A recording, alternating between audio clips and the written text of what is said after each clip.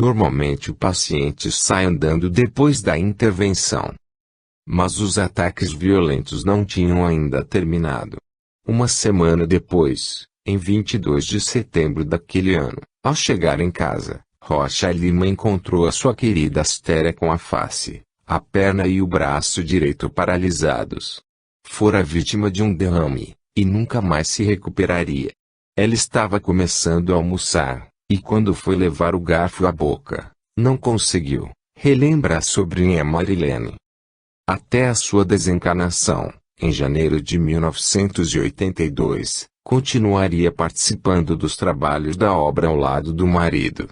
Mas sempre precisando de ajuda para contornar os problemas de locomoção, e tendo grande dificuldade para falar.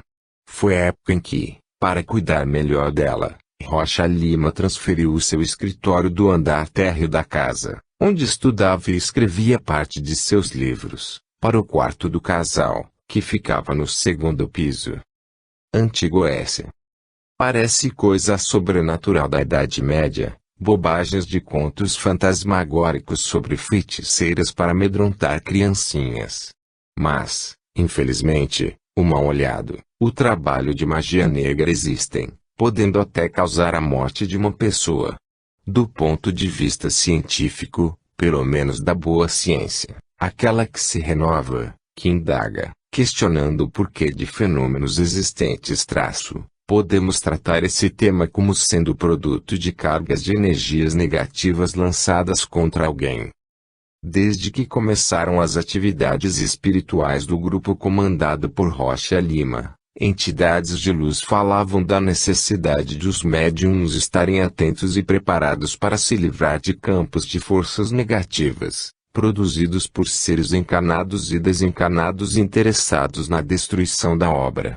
Ao explicar a importância de serem organizadas reuniões para se desfazer esse tipo de trabalho, o espírito de Frei Luís usou pela primeira vez a denominação Antigoécia, palavra de origem grega que significa contra-goécia, ou seja, contra a bruxaria. Muitas das doenças surgidas em Rocha Lima ou em outros membros do grupo não foram produzidas por qualquer descuido do corpo físico ou por problemas advindos de outras encarnações. As chamadas doenças kármicas, tão bem explicadas pela terapia de vidas passadas, foram, isso sim, doenças produzidas intencionalmente por desafetos encarnados do lar e seres extrafísicos do mal, agindo diretamente sobre os pontos fracos que cada um traz de várias encarnações anteriores. O corpo físico é apenas o invólucro material de realidades mais sublimes que constituem um determinado ser. Há diferentes denominações para caracterizar os níveis energéticos que formam uma pessoa, como o corpo astral. A medicina tradicional fecha os olhos para essa realidade, provocando atrasos incomensuráveis na cura de doenças. Mas o fato é que, antes de atingir o corpo físico, a doença começa no corpo astral, provocando bloqueios na circulação harmônica dos centros de energia presentes nos seres humanos encarnados. É a partir desses conceitos, que um dia serão aceitos pela ciência oficial, com a ajuda do desenvolvimento do estudo da complexa realidade subatômica, que poderemos entender melhor como se dá a ação dos trabalhos de magia negra, que lidam com os campos de energia que envolvem a Terra. Cargas negativas lançadas contra o corpo astral de uma pessoa, a partir de rituais de bruxaria, podem se transformar em sérios problemas psíquicos e físicos. Isso explicaria, por exemplo, alguns problemas físicos enfrentados por Rocha Lima sem causa aparente. Um deles quase o levou à loucura, até que fosse devidamente tratado. Corria 1976. Considerado por ele como um dos anos mais difíceis do seu trabalho à frente da obra. Fui atacado durante o ano de 1976 ao paroxismo, registrou, em suas memórias. Acometido de um enfraquecimento geral, passou a andar de cadeira de rodas. Apesar de minha resistência, o estado caquético manifestava-se crescente. Com insônia, ficava desesperado vendo o passar das horas. Quando, extenuado, conseguia tirar uma ligeira soneca, uma miadura tremenda de gatos impedia-o de dormir. A miada era ensurdecedora. Esse fenômeno, sem que os gatos fossem identificados, continuou por noites seguidas, tirando cada vez mais suas já combalidas energias. Confiante na ação das entidades de luz, ele se recusava a tomar psicotrópicos, para não atrapalhar a influência dos campos de forças de energia positiva eventualmente enviados para o seu cérebro, pelos espíritos protetores. Chegou a se medicar com homeopatia, mas nada fazia efeito. Acabou aceitando o convite de uma funcionária do Hospital de Ipanema para realizar um exame geral, mas nada foi constatado. Por fim, descobriu-se, em reuniões realizadas pelo grupo, que um dos médiums estava frequentando sessões de macumba, e entidades mistificadoras, de baixa vibração energética, passaram a usá-lo, em rituais de magia negra, como ponte para atacar Rocha Lima e sua obra. E na medida em que um trabalho espiritual passou a ser feito para resgatar esse médium das forças negativas, o presidente do lar foi se recuperando. Esta foi a fase mais crítica que o grupo passou, correndo um grande risco. Os irmãos deixaram-se envolver e eu recebi aqueles ataques, escreveu. Consciente da força desses ataques extrafísicos, Rocha Lima procurava sempre realçar a importância de os médiums atentarem para suas qualidades morais.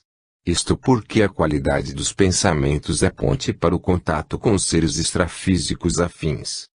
Os espíritos são atraídos pelas qualidades morais do médium. Por exemplo, o desprendimento das coisas mundanas, o amor ao próximo, a honestidade, a modéstia, a bondade, a humildade são as qualidades principais, afinam com os bons espíritos. Ao contrário, o sensualismo, a calúnia, a maledicência, a inveja, o ciúme, o ódio, o egoísmo, a cobiça e principalmente o orgulho são as impurezas que ligam os médiums aos espíritos inferiores. Estas fraquezas morais abrem as portas aos espíritos maus, assinalou em Memórias de um Presidente de Trabalhos. Para a produção dessa fenomenologia negativa, os envolvidos costumam não só aproveitar uma ambiência favorável, fazendo a ponte com pessoas com pensamentos negativos, como usam objetos e peças de roupas dos que querem atacar, por serem materiais que contêm, naturalmente, campos energéticos de seus donos. Determinadas vezes, Rocha Lima notava o sumiço de roupas suas e da mulher do varal de sua casa, surrupiadas por gente que frequentava as reuniões do grupo. As roupas eram encaminhadas para rituais macabros. Em reuniões mensais de Antigoécia promovidas no lar por Rocha Lima, costumavam ser materializados objetos, pelo fenômeno de teletransporte, que, contendo a energia do dono, haviam sido usados em rituais de magia negra para os ataques criminosos. Com o auxílio de médiums de efeitos físicos do lar, esses objetos eram então desmaterializados à distância nos locais dos rituais, transportados e, instantaneamente, rematerializados nessas reuniões de Antigoécia. Alguns abrirão a boca para dizer, arrogantemente, quanta idiotice, quanta estupidez. Mas, muita atenção, no final do século XX, até alguns físicos mais racionalistas já admitiam a possibilidade de, no futuro, serem criadas cabines de teletransporte para o envio de pessoas de um ponto a outro do planeta ou mesmo do universo, prescindindo-se dos aviões e naves espaciais. Essa hipótese passou a ser factível após físicos, nos anos 1970, desenvolverem os primeiros experimentos de transporte da propriedade de polarização de um fóton para outro, e, em 2002, teletransportarem um feixe de raio laser. Alheio a concepções racionalistas em extremo, que só atravancam o desenvolvimento científico, Rocha Lima, para limpar o ambiente do lar de Frei Luís, instituiu, a cada última sexta-feira do mês, as reuniões de Antigoécia. Há muitos anos, para levar à frente esses trabalhos de combate às bruxarias, Ele designou um médium de efeitos físicos Ivan Ferreira de Castro. Há vários tipos de mediunidade. Cada ser humano, sem o saber, tem capacidades mediúnicas, só que a maioria, por desconhecimento, descrença ou preconceito cultural, vira as costas a esse tipo de fenômenos. O médium não tem poderes próprios, apenas atributos que o tornam capaz de servir como canal de seres astrais, de comunicação entre as dimensões material e extrafísica. Alguns, por exemplo, desenvolvem a psicografia, a capacidade de escrever o que uma entidade lhes comunica. Outros, como Ivan, têm o dom de provocar a materialização de objetos e até de pessoas que já morreram. Por suas apuradas qualidades de médium de efeitos físicos, Ivan foi escolhido para a importante missão de ajudar nos trabalhos de combate às bruxarias. A partir de muita concentração, com a ajuda de meditação, oração e a colaboração da corrente formada por outros médiuns, eram então materializados objetos usados em rituais de magia negra. Para aquele racionalista que fecha o semblante ao ouvir falar a palavra oração, um lembrete, independentemente de qualquer conteúdo religioso, a oração serve para unir os presentes num discurso só ou, mais precisamente, em uma sintonia comum, criando um ambiente de união em prol de um objetivo. Isto ajuda a estabelecer um clima de harmonia, com pessoas atingindo, ou tentando atingir, uma mesma frequência mental. Nas reuniões de Antiga Grécia, costumava-se colocar um vaso de barro para a materialização dos objetos de magia negra. Rocha Lima sempre se preocupou em registrar essas reuniões, inclusive muitas delas com fotos e depoimentos assinados dos participantes.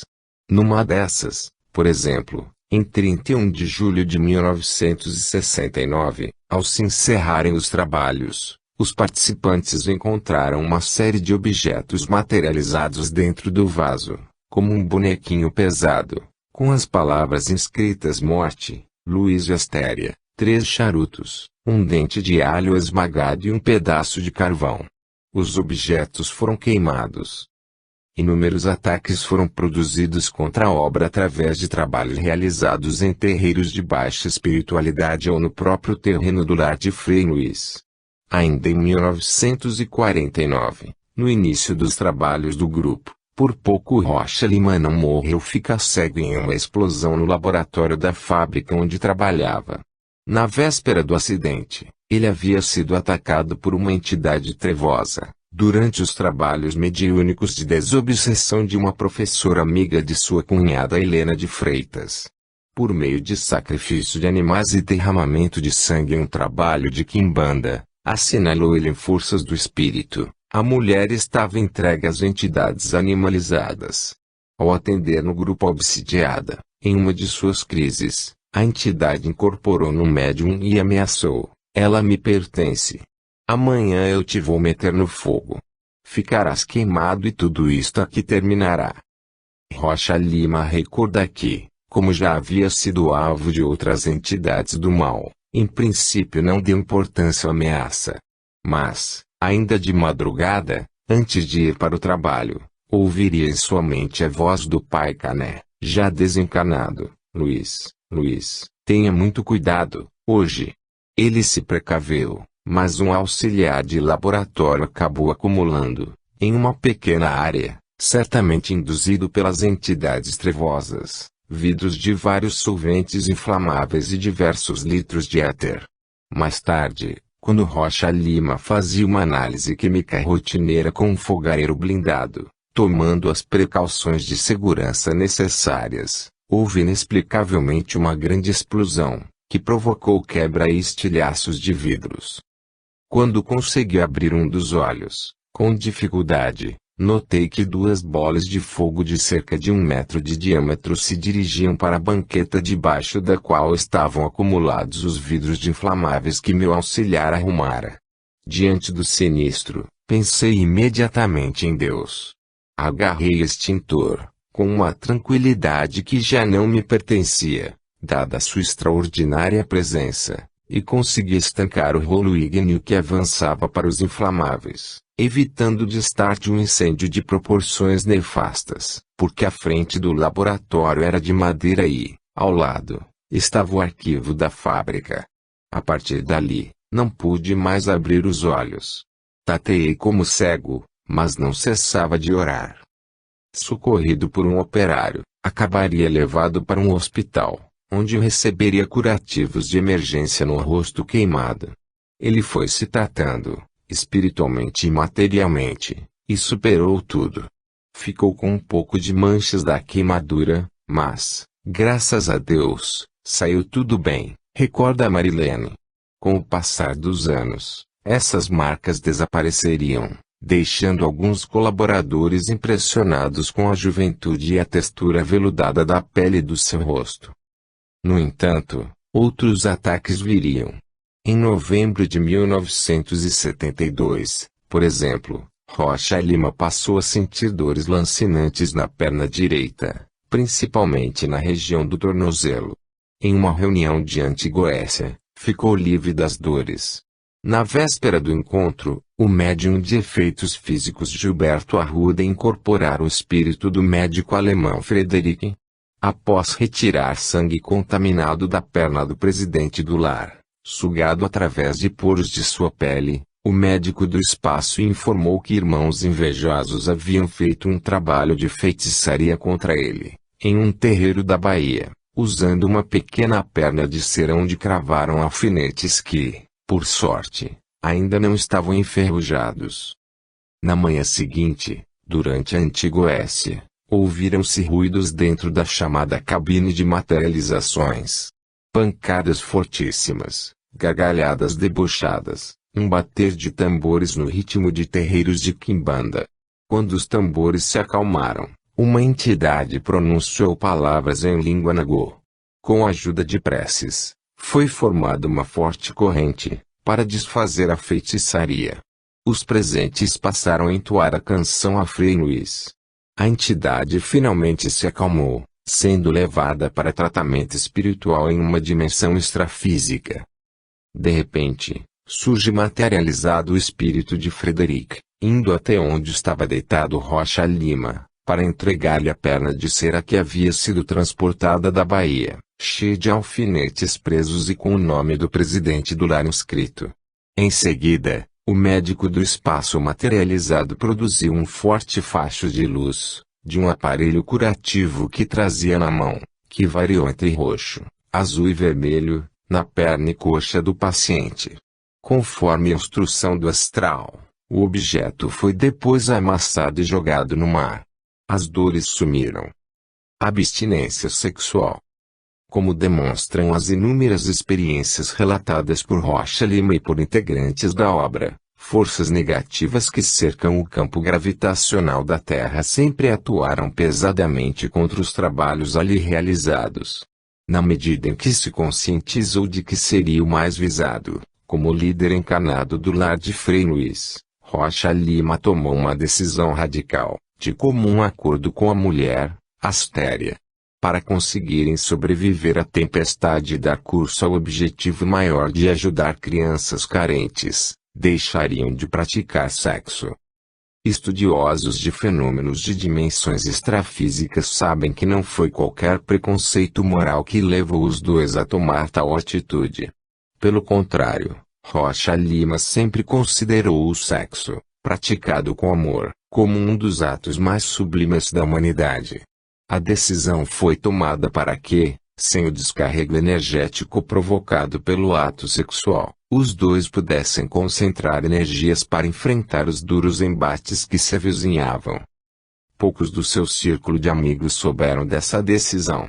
O médium Ivan, que era um dos mais antigos do grupo, dizia que o casal aboliu o sexo quando ambos tinham entre 50 e 60 anos de idade, portanto, durante a primeira década de existência do centro espírita. Ele fez uma abstinência completa nessa parte.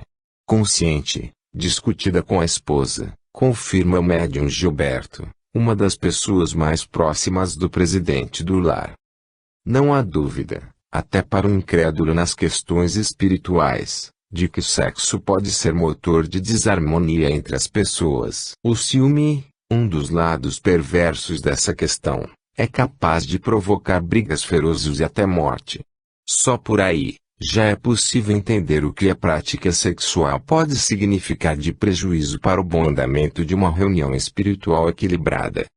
No entanto, embora sempre tivesse chamado a atenção de médiuns para que evitassem se envolver com intrigas e relações sexuais que não fossem baseadas em um sincero sentimento de amor, obviamente Rocha Lima não estava preocupado com problemas de desarmonia conjugal, ao decidir com astéria pela abstinência, para viverem apenas como, digamos assim, irmãos. É que a falta de sexo potencializa as energias humanas, servindo para dificultar os ataques de seres do mal. Essa potencialização energética é procurada também por monges tibetanos, em exercícios que visam o estímulo dos 7 principais centros de energia do corpo, os chamados chakras, estudados desde a antiguidade por culturas orientais, para o rejuvenescimento físico. Segundo os tibetanos, uma boa parte da força vital que alimenta esses 7 vórtices é canalizada para a energia reprodutiva. Com o gozo sexual, existe uma quantidade tão grande de energia dissipada, no primeiro chakra, na região sexual, que os outros 6 pontos ficam carentes de uma potencialização máxima da força vital. Para os monges tibetanos, como assinala Peter Kelder, em seu livro A Fonte da Juventude, editora best-seller, que revela exercícios para se manter a forma, essa poderosa força vital deve ser conservada e impulsionada para cima, de forma a poder ser utilizada por todos os vórtices, e mais particularmente pelo 7º. Em se tratando de trabalho espiritual, isso faz sentido. Afinal, o 7º chakra se localiza na altura do topo da cabeça, sendo através dele que se fazem as comunicações mais sublimes e diretas com seres de várias dimensões extrafísicas. Com certeza, Rocha Lima buscava essa potencialização energética, para melhor enfrentar as forças do mal.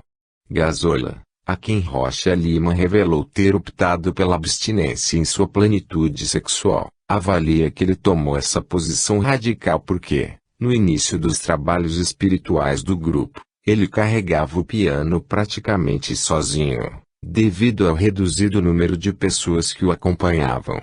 Isso foi necessário porque ele foi o desbravador.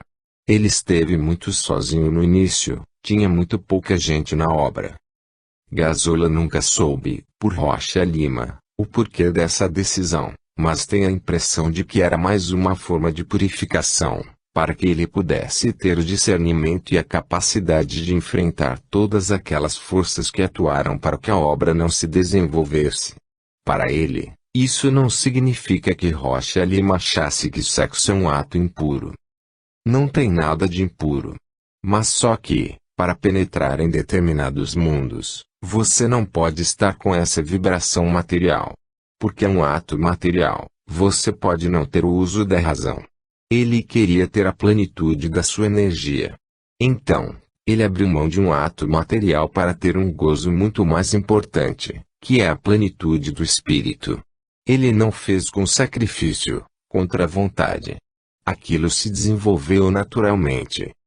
Tampouco se transformou em alguma profissão de fé de Rocha Lima contra o ato sexual praticado por médiuns da casa.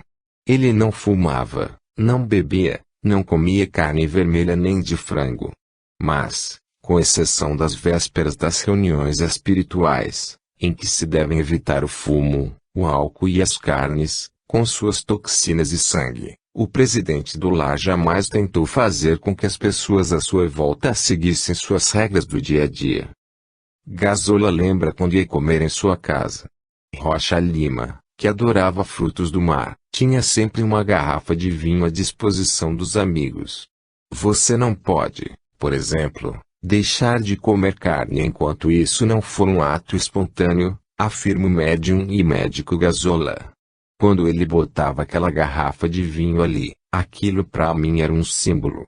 Ele sabia que só deixaríamos de beber vinho quando fosse um ato espontâneo. Com o sexo, era a mesma coisa. Rocha Lima podia até citar o seu caso pessoal como exemplo, mas apenas para mostrar que o autocontrole era necessário, em determinados momentos, para que os médiuns não se deixassem envolver com casos sexuais fortuitos que pudessem causar problemas em suas vidas afetivas e no trabalho espiritual.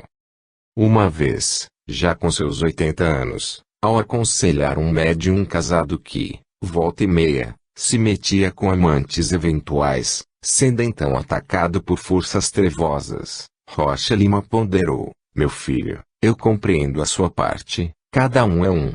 Eu fiz a minha abstinência, mas se eu quiser ter uma relação, tenho normalmente. Com essa idade, sou perfeito. Olha, meu filho, está bem, tudo bem, mas você tem que reagir, tem que orar, tem que vigiar. Ecumenismo.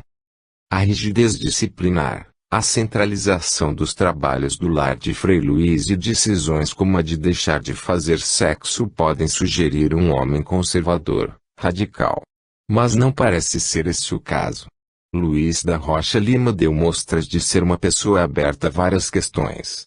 Para alguém nascido no início do século XX, por exemplo, pode surpreender a visão que tinha a respeito das personalidades feminina e masculina, entendendo que cada sexo deve possuir atributos do outro.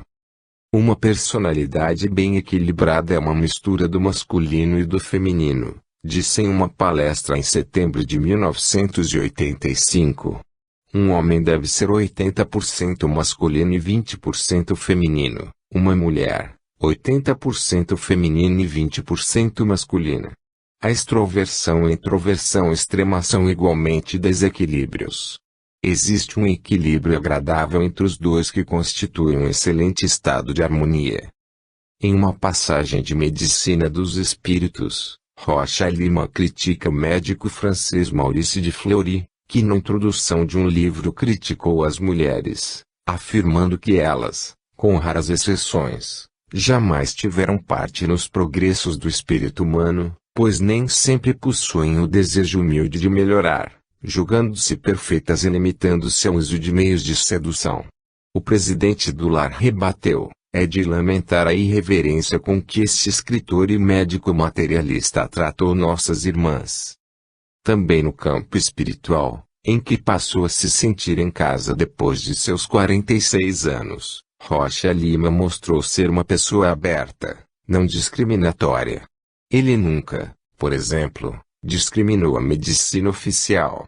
Pelo contrário, achava que a medicina espiritual e material deveriam caminhar juntas, para um melhor entendimento da origem das doenças e dos seus tratamentos. Desde o início, os trabalhos do futuro lar de Frei Luís seriam marcados por sua visão ecumênica de mundo. Mesmo antes das reuniões de materializações de espíritos, que só começariam nos anos 50, frequentadas por seres desencarnados de diversas origens, as primeiras sessões do centro eram visitadas não só por entidades cristãs, como as que se identificavam como Frei Leonardo e Padre Leandro. Rocha Lima relembra, em Forças do Espírito, que a partir da reunião de 13 de novembro de 1948, iria começar a manifestar-se, no grupo, uma enorme pleiade de monges do Tibete. O primeiro a aparecer, através da mensagem psicografada, se identificou como monge Slar, que pertenceu à segunda ordem do mosteiro do Tibete. Compareci aqui para deixar uma palavra amiga de que somente a persistência e a meditação podem trazer as possibilidades de desvendar alguns dos segredos na natureza, ditou. Mais tarde, seriam incorporados aos trabalhos, entre outros, uma legião de seres desencarnados de origem hindu, budista, indígena, árabe e até os nossos caboclos e pretos velhos, tão comuns nos rituais de Umbanda. O Rocha Lima sempre teve um espírito ecumênico, assinala Paulo Rui. Lógico, ele começou dentro da doutrina espírita. Como o nome está dizendo, é uma doutrina que disciplinou, orientou, separou o joio do trigo, o que é e o que não é válido. Mas ele nunca foi sectário, Nunca foi do tipo de achar que outras religiões não mereciam respeito. Tanto que ele aceitou lá os pretos velhos, os caboclos, os índios. Ele não rejeitava nada, o que ele não queria era ritual de umbanda. Esse tipo de ritual, em que são alimentados hábitos materiais, como o uso de bebidas alcoólicas e charutos para atrair os pretos velhos, era rejeitado pelo presidente do lar. Mas, como enfatiza a médium Eulina, sempre dentro do maior respeito pelas diversas entidades. Até porque compreendia que, para atingir certas dimensões, com suas respectivas frequências vibratórias, como no caso das reuniões de Antigoécia, nada melhor do que recorrer a um preto velho. O preto velho é um espírito adiantado. Então, para vir a um tipo de reunião como a nossa, não precisa desse lado popular, analisa Eulina. Ali sempre trabalharam caboclos, pretos velhos, ele recebia todos. O Joaquim, o Benedito, o Felipe, o João, ele aceitava todos, com o mesmo carinho, o mesmo respeito. Mas não precisava dos costumes que eles tinham. Até hoje, eles ajudam. Eu acho que o preto velho é imprescindível no centro, porque tem trabalhos que só ele sabe resolver, pois já tem aquele conhecimento.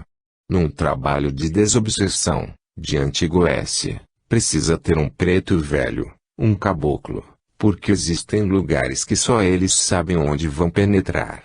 Cada um na sua função.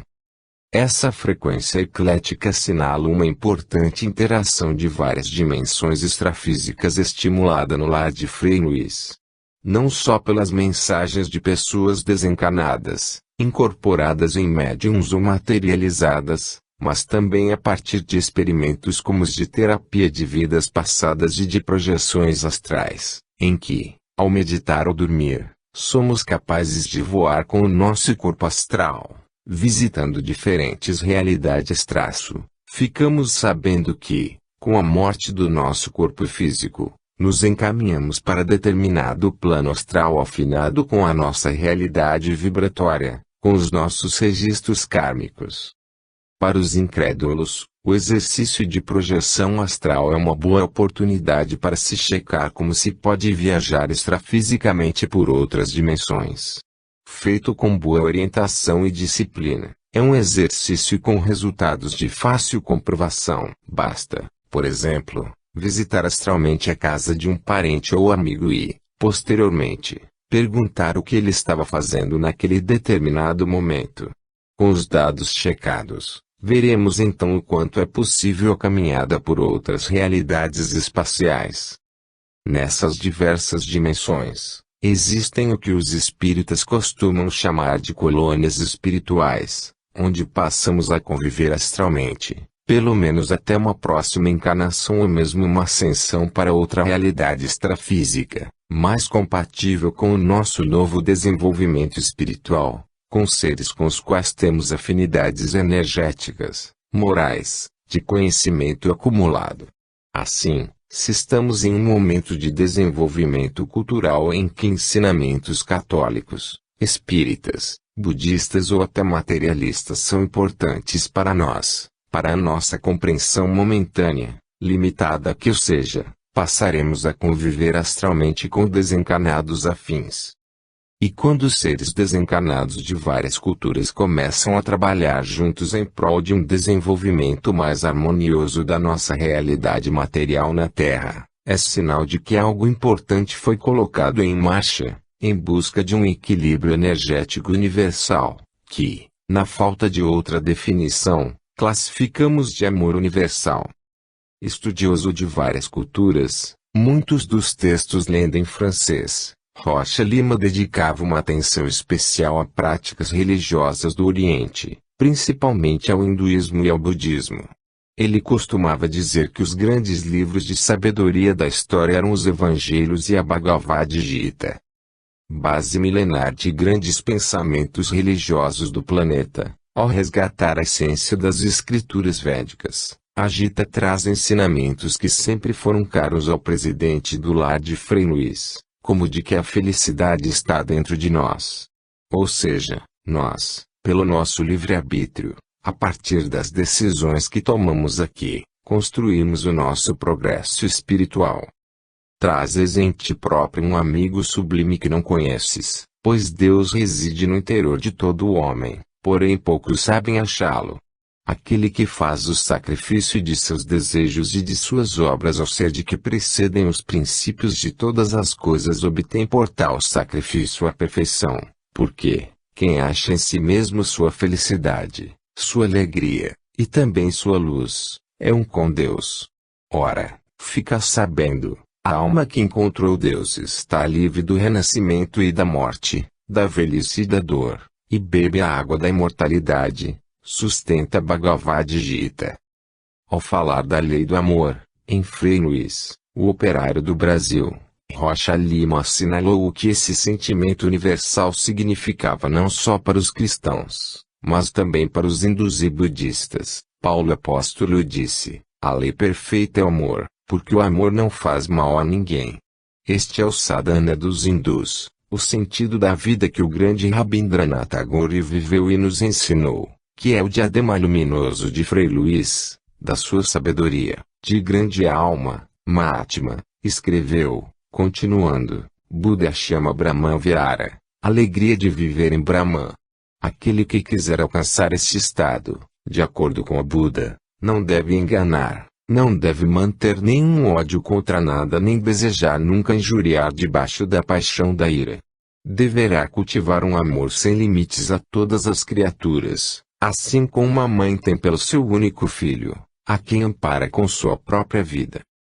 A importância desse ecumenismo pode passar desapercebida por muitos, mas, em se tratando de um centro que tem como base a doutrina espírita, representa um grande avanço em prol de um trabalho espiritual integrado, sem preconceitos. No Brasil, a cultura do senso comum costuma associar o espiritismo a práticas religiosas populares, principalmente a Umbanda, como se tudo fosse a mesma coisa. Todas as práticas costumam ser empacotadas sob o nome de macumba. Nada mais errôneo. O espiritismo chegou ao Brasil na segunda metade do século XIX, pelas mãos, principalmente, de pessoas cultas e influentes, como médicos homeopatas que foram estudar na Europa e imigrantes franceses. Numa época em que a cultura francesa se tornara a principal referência para a intelectualidade brasileira, a prática espírita era, assim, essencialmente elitista. No início do século XX, porém, alguns núcleos espíritas começaram a aceitar entidades comuns em cultos que mesclavam elementos das culturas africana e indígena. Dessa forma, o atendimento mediúnico e outros aspectos da doutrina espírita foram incorporados a esses cultos, dando origem aos primeiros centros de Umbanda. Os espíritas mais ortodoxos, porém, sempre torceram o nariz para qualquer contato com o que consideram ser práticas religiosas menores, de pessoas incultas. Portanto, pessoas de visão ecumênica como Rocha Lima foram fundamentais para que houvesse uma maior integração social, tornando o espiritismo mais popular. Mesmo assim, quando ele morreu, em 1995, ainda eram sentidos no lar de Frei Luís ranços desse conservadorismo, com alguns médiuns insatisfeitos com o que consideravam um desvirtuamento excessivo dos fundamentos da prática da doutrina espírita. Da parte de Rocha Lima, porém, houve sempre resistência a essa visão estreita, reducionista. Ao tocar nesse ponto polêmico, em seu livro Medicina dos Espíritos, explicava a importância de se valorizarem os espíritos dos pretos velhos. Ao contrário do que poderia pensar a elite branca do espiritismo, ele sustentava, tendo como base suas comunicações mediúnicas com essas entidades desencarnadas, que os pretos velhos que visitavam o lar haviam sido escravos que, em encarnações anteriores, ocuparam elevadas posições sociais, como médicos famosos e reis. Mas foram pessoas que se perderam pela vaidade, o orgulho, provocando malhas a seus contemporâneos. Por isso, arrependidos ao desencarnar, retornaram ao mundo material nascendo na África, vindos depois como escravos em levas para o Brasil, onde através do sofrimento, resignação e paciência, adquiriram a humildade necessária para o desenvolvimento de sua trajetória kármica. O processo encarnatório, como demonstram cientificamente os trabalhos de criteriosos terapeutas de vidas passadas, serve para o aprimoramento dos seres humanos. Consciente da importância dessa trajetória espiritual, Rocha Lima sabia do erro de se menosprezar alguma entidade extrafísica só por causa do linguajar que resolvia adotar para se comunicar conosco. Uma linguagem, digamos assim, fora dos padrões da nossa cultura branca dominante. Para ele, essas entidades preferem se apresentar, em sessões espirituais, com sua roupagem de pretos velhos para assinalar o quão importante havia sido, para sua evolução de ser universal, essa passagem como escravos pelo mundo material da Terra. Nessa mesma linha de raciocínio, Rocha Lima jamais censurou qualquer entidade que procurasse participar dos trabalhos espirituais do lar de Frei Luiz, desde que, obviamente, fossem espíritos de luz, com o propósito de fazer o bem, de pregar o amor universal. É verdade que quem visitasse o lar no final do século XX, quando da desencarnação do seu fundador, continuaria sentindo a forte presença da cultura cristã, com orações e falas em homenagem a São Francisco de Assis, a Maria, a Jesus. Não podia ser diferente. Afinal, vivemos num país que, com sua cultura cristã hegemônica, recebeu de braços abertos a doutrina espírita codificada por Kardec, que traz em seu bojo a forte influência do catolicismo francês e dos ensinamentos dos evangelhos. Mas é necessário, no caso, considerar algo muito importante: o discurso religioso tem a ver com o atual estágio de desenvolvimento cultural da humanidade. Por isso, para haver comunicação, entendimento entre um ser desencarnado e outro encarnado, é preciso, na maioria das vezes, o uso de determinadas palavras, símbolos, para que haja entendimento.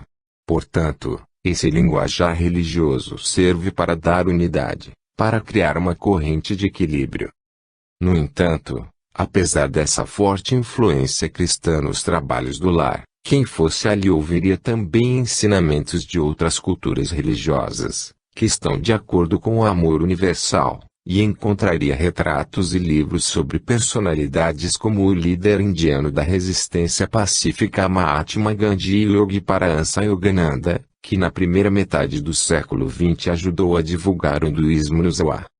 É provável mesmo chegar o dia em que, nas canalizações de seres extrafísicos, não serão mais utilizadas palavras comuns a determinado discurso religioso. Mas aí o desenvolvimento histórico da humanidade se encontrará em outro patamar. Força interior. A maioria das milhares de pessoas que frequentam semanalmente o lar de Frei Luiz não tem noção da luta que Rocha Lima empreendeu para construí-lo, com a ajuda do trabalho gratuito de abnegados colaboradores, de doações financeiras e de materiais e dos seus limitados recursos de químico industrial. No início de tudo, no final da década de 1940, menos de 10 pessoas participavam do primeiro núcleo do grupo, numa modesta casa do subúrbio da Piedade. Houve tempo em que alguns colaboradores duvidavam de Rocha Lima quando, alertado por entidades como Frei Luiz, sustentava que o espaço para as reuniões espirituais seria pequeno diante de tanta gente, e que se faria necessária a instalação de alto-falantes para que as falas, pregações e orações do núcleo dirigente fossem ouvidas por todos. Esse dia chegou, mas não sem muita luta, sofrimento e disciplina. Corria o ano de 1947 e Rocha Lima reclamava que seus negócios continuavam desfavoráveis. Vivendo de aluguel, o único bem que possuía era um carro velho, um Opel Capitaine, no qual transportava os irmãos do grupo para suas casas, após as reuniões mediúnicas. No entanto, como registrou em Forças do Espírito, começou a vislumbrar algo de melhor no horizonte. Com um salário satisfatório, conseguiu um modesto lugar de químico na The Sidney Ross Company. Finalmente, Ao receber um novo ânimo para trabalhar e sem grandes preocupações econômicas, ele poderia então se dedicar mais ao espiritismo. Como que recompensado, sentiu uma extraordinária felicidade na reunião de 3 de janeiro de 1948, em mensagem mediúnica psicografada das mais sensacionais. O médico desencarnado Cassiano de Albuquerque anunciava as futuras curas de operações em trabalhos de efeitos físicos conduzidos por médicos do espaço. Essas reuniões de materialização seriam destinadas à caridade e nunca à curiosidade de quem desejasse buscar provas da vida após a morte. Este dado diferenciaria os trabalhos de cura espiritual realizados no lar de Frei Luiz, onde as reuniões adquiriram um sentido especial. Elas não são feitas com o intuito de pesquisa ou para matar a curiosidade de alguém, mas para curar e ajudar a atrair doações para o objetivo maior da obra, a ajuda da infância carente e, também, de idosos desamparados. Embora essas reuniões de materialização, que devem ser realizadas sob condições ambientais especialíssimas, só fossem começar efetivamente alguns anos depois, o núcleo inicial do lar de Frei Luiz teria a oportunidade de presenciar pela primeira vez, numa sessão de janeiro de 48, o que mais tarde se tornaria corriqueiro. Enquanto Cassiano de Albuquerque ditava sua fala, começaram fenômenos luminosos de efeitos físicos no plexo solar do médium, que, também, às vezes, da altura de seu braço, emitia uma fosforescente luz verde que se irradiava pela sala parcamente iluminada. Mas, apesar de experiência inicial tão impactante, o que mais impressionou Rocha Lima naquele ano foi a reunião de 3 de julho, quando um médium psicografou uma mensagem em alemão assinada por um desencarnado que se identificou como Gunther. No dia seguinte, ao ler a mensagem, um colega de fábrica do presidente do grupo, o químico alemão Ernst Hatek, teve uma crise de choro. Segundo ele, tratava-se de mensagem de um amigo de juventude da Universidade Frederico Guilherme, em Berlim, que morrera na Segunda Guerra. Foi um momento de grande emoção para o Dr. Ernst que, a partir daquele momento, acabava de ser protagonista de uma experiência que o convenceria da sobrevivência do espírito, se já não estivesse convicto disso por outras razões valiosas, escreveu Rocha Lima. Para Ernest, a prova maior viria na reunião de 28 de agosto, da qual participou com mais 5 integrantes do grupo, ao pedir em alemão uma prova de que Gunther era realmente o seu amigo de Berlim. Este fez a mão de Rocha Lima girar em rotações bruscas e incontroláveis, que acabou escrevendo o sobrenome Beck. A prova estava dada. Mas o ano de 1948 ainda guardava uma grata surpresa para o diminuto grupo, que fortaleceria em Rocha Lima o sentimento de que ele estava realmente no caminho apontado por Frei Luiz. Na reunião de 13 de novembro, já com sua capacidade de médium clarividente bastante desenvolvida, ele veria no ambiente monges lá e um frade franciscano que disse se chamar Frei Cassiano. Este avisou aos presentes que orassem e aguardassem boas surpresas para depois do Natal. Às 7 horas da manhã de 25 de dezembro, Rocha Lima recebeu o telefonema de uma mulher, Maria de Paula Torres, pedindo que fosse procurá-la na Travessa Santa Martinha, 123, no bairro suburbano da Abolição. Paraguaia de origem, a mulher alegou que não tinha mais condições de dirigir o Centro Espírita Cristo Consolador, que funcionava naquele endereço, e surpreendeu Rocha Lima entregando-lhe as chaves da sede. A emoção que me arrebatou foi indescritível, relembrou, em Forças do Espírito. Ainda haveria recuos e avanços na intenção de Maria de Paula doar o centro para o grupo do futuro lar de Frei Luiz, mas o local se tornaria o primeiro ponto público de referência para os trabalhos espirituais e de aprimoramento mediúnico. A doação seria efetivada por escritura pública em 20 de maio de 1952. Por consenso do grupo, o local passou a se chamar Cenáculo Espírita Cristo Consolador do Centro Espírita Irmãos de Frei Luiz. Rocha Lima lembra que, No início dos anos 1950, a frequência era tão pequena que houve até uma noite em que fez uma pregação evangélica para um único assistente. Mas, em contrapartida, Frei Cassiano foi firme em uma de suas manifestações mediúnicas: meus irmãos, um dia esta sala não vai caber de tanta gente. Haverá necessidade de alto-falantes, vocês verão. O ano de 1952 não marcaria apenas uma data histórica para os trabalhos do grupo, mas também uma virada na vida de Rocha Lima, que finalmente realizaria o grande desejo de se tornar dono de um imóvel. Minha desambição pela posse de bens materiais, pelo menos dos que me viessem caber sem sacrifícios, não me tiravam, obviamente, o desejo de possuir meu lar, escreveu. Ele conta que, em uma manhã, andava por uma praia olhando o horizonte e pensando em ter uma casa. De repente, teve a intuição de que seria demitido do seu emprego. Dias depois, se viu desempregado. Mas com o dinheiro da indenização, algumas parcas economias, a venda do seu Opel e um empréstimo na Caixa Econômica Federal, conseguiu comprar um terreno na rua Engenheiro Gastão Lobão, 100, no Caxambi, onde construiria sua casa. Mais tarde, a partir de sua luta em prol das crianças carentes, Rocha Lima conseguiria conquistar outros imóveis, um deles o terreno onde seria erguida a sede do Lar de Frei Luís, em Jacarepaguá, na zona oeste do Rio. Ele, porém, nada quis guardar para si, com exceção da casa da rua Engenheiro Gastão Lobão, que fez questão de deixar para a querida filha adotiva Marilene. Rocha Lima se mudou com a família para casa em 29 de setembro de 1952. A vida, no entanto, continuava apertada, ainda mais porque conseguiram um emprego ganhando menos, na fábrica da gordura de coco carioca. Mas apesar das vicissitudes, para ele os anos de 54 e 55 seriam marcantes, com o ingresso no grupo, ainda garotos, daqueles que se transformariam em dois grandes médiuns de efeitos físicos do lar, Ivan Ferreira de Castro e Gilberto Arruda.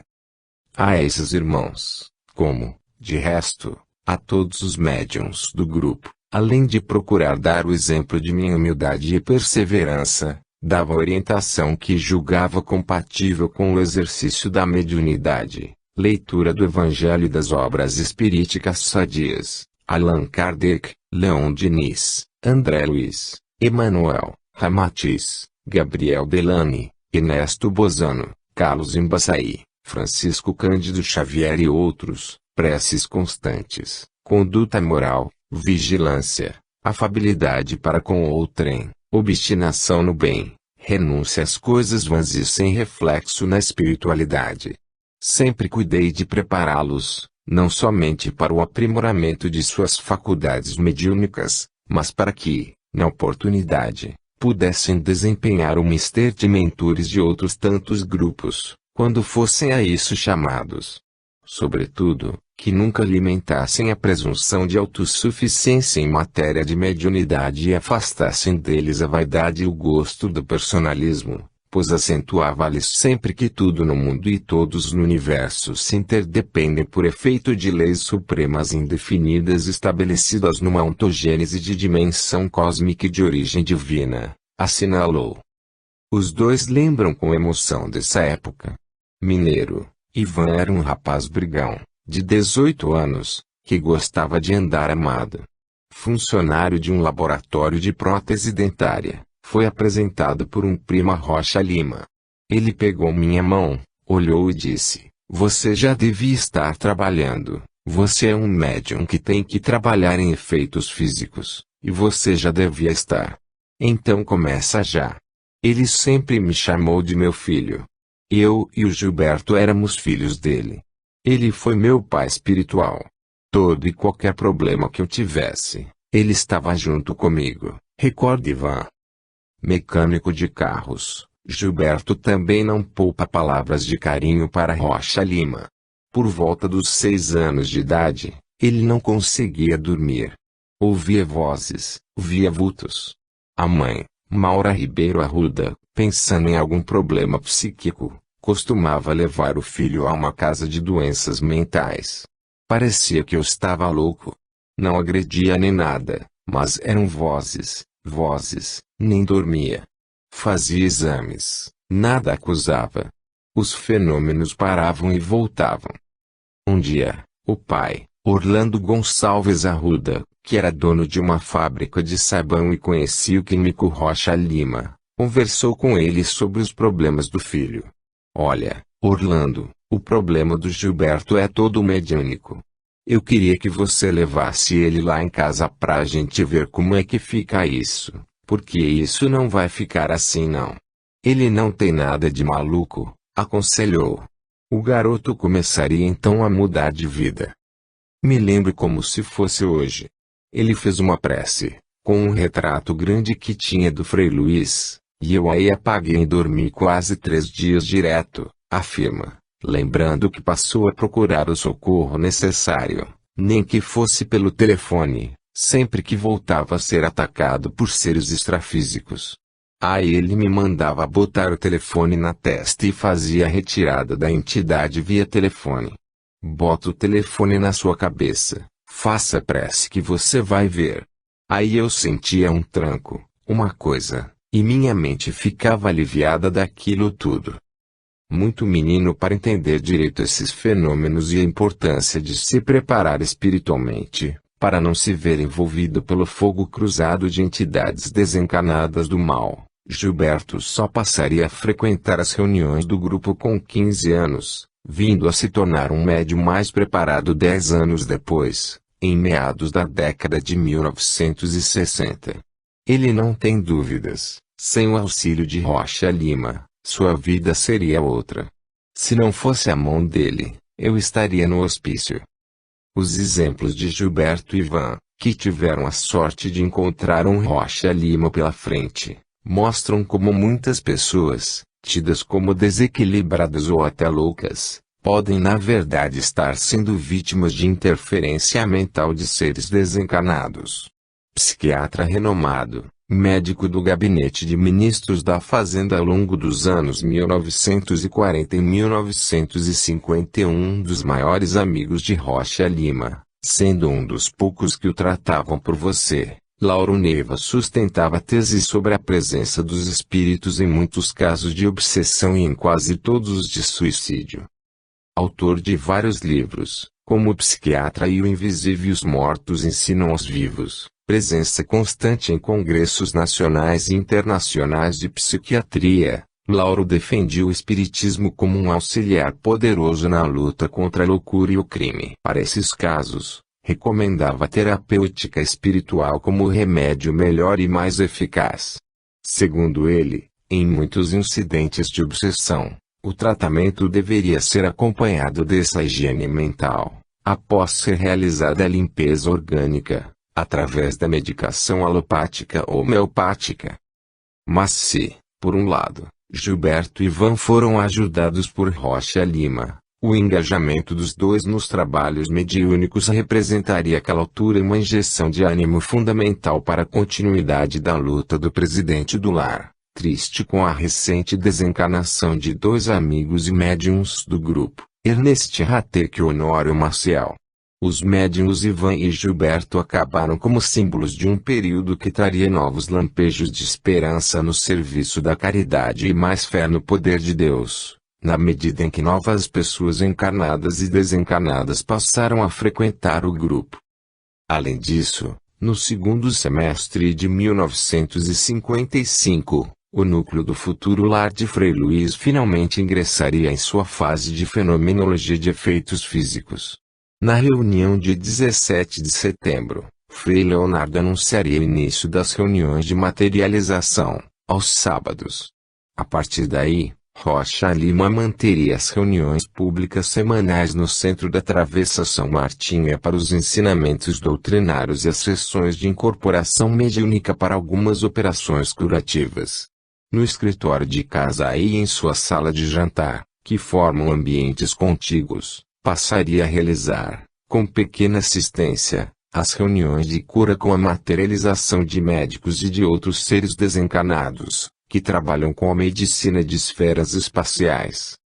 Ele, porém, sabia que se tratava de local inadequado para a continuidade de atividade tão sutil, que envolve processos complexos de integração e desintegração atômica. Assim, sob recomendação de seus guias